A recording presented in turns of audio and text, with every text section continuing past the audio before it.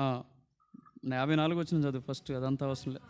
వారి మాటలు విని కోపముతో మండిపడి అతని చూచి పండ్లు కొరికిరి. ఏం మాటలకి వాళ్ళు కోపడుతున్నారు చెప్పండి?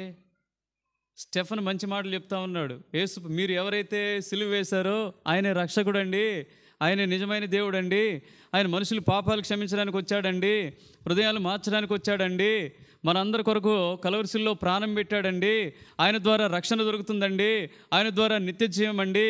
అయ్యో మీరు పొరపడి ఏం చేస్తూ వచ్చారు? మీరు లేఖనాల్లో ఏమన్నదనుకున్నారు? నిత్య జీవం ఉన్నదనుకున్నారండి. లేఖనాల్లో కాదండి, యేసు ప్రభువే నిత్య జీవం అండి అని చెప్పేసి మీరు మారు మనసు పొందండి, మీ పాపాలు ఒప్పుకోనండి. ఎంతకాలం ఈ దుస్థితిలో ఉంటారు? ఎంతకాలం దుర్మార్గంగా ఉంటారు? ఎంతకాలం చెడుతనంలో ఉంటారు? మీకు మారాలని కోరిక లేదా అని గద్దించినప్పుడు వీళ్ళేమంటున్నారంట? కోపం వస్తుందంటే ఈ మాటలు వింటా ఉంటే వాళ్ళకి ఏమొస్తున్నాయి? ఆ యూదులకి, పరిసయ్యులకి, వాళ్ళందరికీ ఏమొస్తుందంట? కోపం వస్తుందంటండి. ఎందుకండి కోపం? ఎందుకు కోపం చెప్పండి? కోపం ఏం చేస్తుందో తెలుసా? ప్రసంగి 10:4 ఒక మాట ఉంది, చదవండి. ప్రసంగి 10:4, కోపం వదిలిపెట్టి ఓపిక చేసుకో.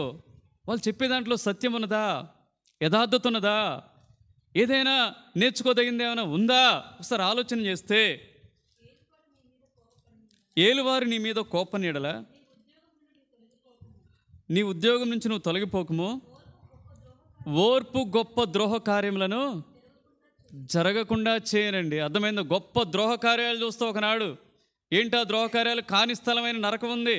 అర్థమైందా? పాపక్షమాపణ, మారు మనసు, రక్షణ పొందకపోతే ఒకనాడు భయంకరమైన స్థలం ఉంది. కాబట్టి ఆ స్థలానికి పోకుండా ఉండటం కొరకు నవీన్ ఏం చేయాలి? ఇక్కడుండగానే అర్థమైందా? ఓపికగా దేవుని వాక్యం వింటూ, వాక్యంలోని సత్యం గుర్తెరుగుతూ, ఆ వాక్యానికి విధేయత చూపుతూ, ఆ వాక్యానికి సంపూర్ణంగా లోబడుతూ, పాపక్షమాపణ, మారు మనసు, రక్షణ, బాప్తిజం పొంది హాయిగా ఇక్కడ ఉండొచ్చండి. ఓపిక చేసుకోవాలి. ఒక్కోసారి కోపం వస్తూ ఉంటుంది, గుద్దుదా అనిపిస్తూ ఉంటుంది చెప్పేటో